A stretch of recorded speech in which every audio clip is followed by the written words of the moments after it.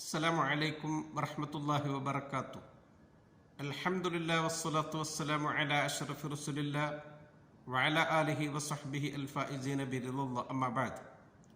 പ്രിയമുള്ളവരെ, 23/8/2024 ആമുൻ മഅൽ ഇൽമി ജദീദ് എന്ന ശീർഷകത്തിൽ UAE ഔഖാഫ് പ്രസിദ്ധം ചെയ്ത ജുമാ ഖുത്ബയുടെ മലയാള സാരാംശം ഇവിടെ പറയുകയാണ്. ഇമാറാത്തിൽ ഒരു പുതിയ അധ്യയന വർഷം തുടങ്ങുകയാണ്. കലാലയത്തിൻ്റെ കവാടങ്ങൾ വിദ്യാർത്ഥികൾക്ക് മുമ്പിൽ തുറന്ന് വിദ്യ നുകരാൻ വേണ്ടി അവർ പുറപ്പെടുന്ന ഈ സന്ദർഭത്തിൽ വിദ്യയുടെ മഹത്വമാണ് ഖുത്ബയിലൂടെ പറയുന്നത്.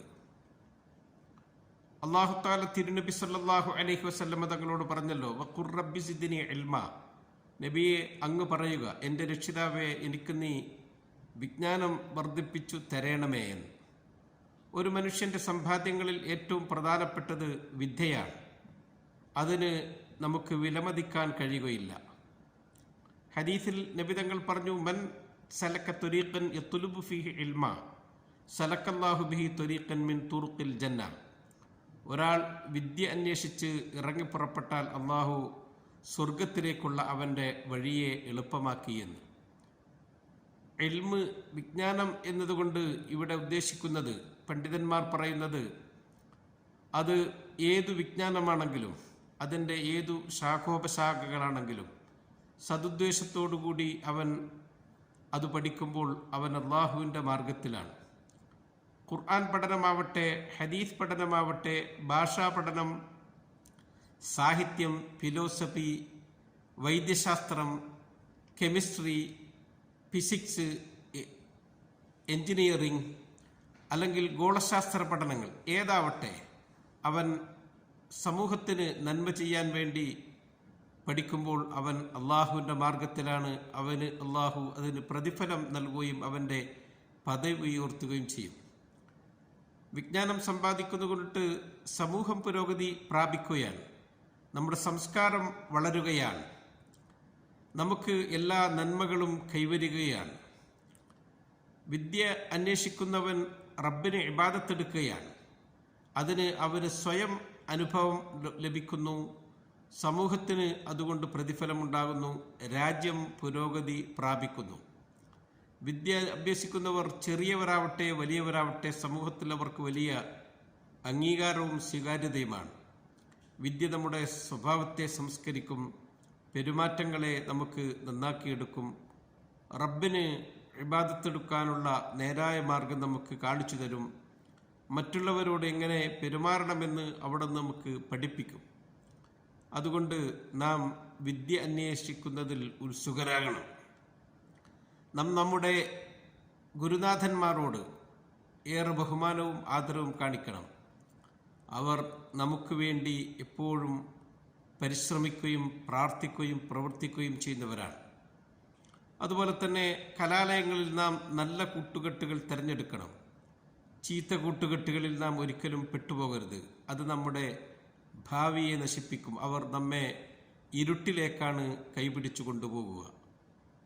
ഹദീസിൽ നബി തങ്ങൾ പറഞ്ഞത് എപ്പോഴും നാം ഓർക്കണം, അർ റജുലു അലാ ദീനി ഖലീലി, ഒരാൾ അവൻ്റെ സഹോദരൻ്റെ ദീനിൻ്റെ മേലിലാണ്, സംസ്കാരത്തിൻ്റെ മേലിലാണ്. ഫൽയൻദുർ അഹദുക്കും മൻ യുഖാലിൽ, അതുകൊണ്ട് നിങ്ങൾ എപ്പോഴും ചിന്തിക്കണം, ആരെയാണ് നാം സുഹൃത്തായി തിരഞ്ഞെടുക്കുന്നത് എന്ന്.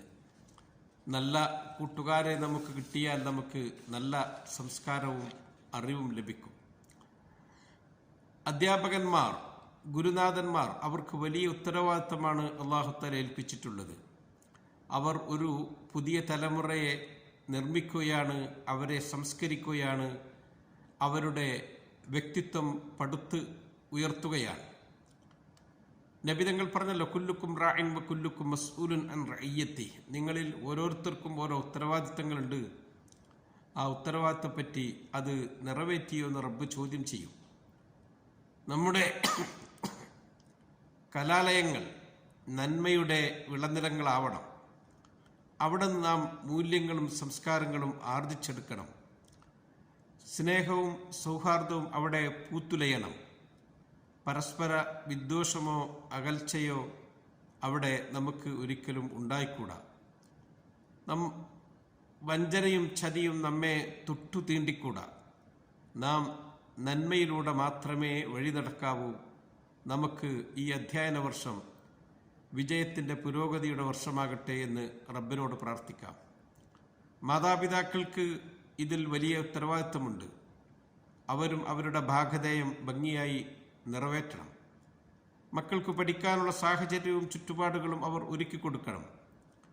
അവരെ എപ്പോഴും പ്രോത്സാഹിപ്പിക്കുകയും പ്രേരിപ്പിക്കുകയും ചെയ്യണം. അവർക്ക് വേണ്ടി നാം ക്ഷമിക്കാനും സഹിക്കാനും തയ്യാറാകണം. അവർ വളർന്നു വരുമ്പോൾ രാജ്യം വളരുകയാണ്. ഈ രാജ്യത്തിൻ്റെ നല്ല പൗരന്മാരായി ഭാവി തലമുറയെ വളർത്തിയെടുക്കാൻ നമുക്ക് കഴിയട്ടെ എന്ന് ദുആ ചെയ്തുകൊണ്ട് നിർത്തുന്നു. അസ്സലാമു അലൈക്കും വറഹ്മത്തുള്ളാഹി വബറകാതുഹു.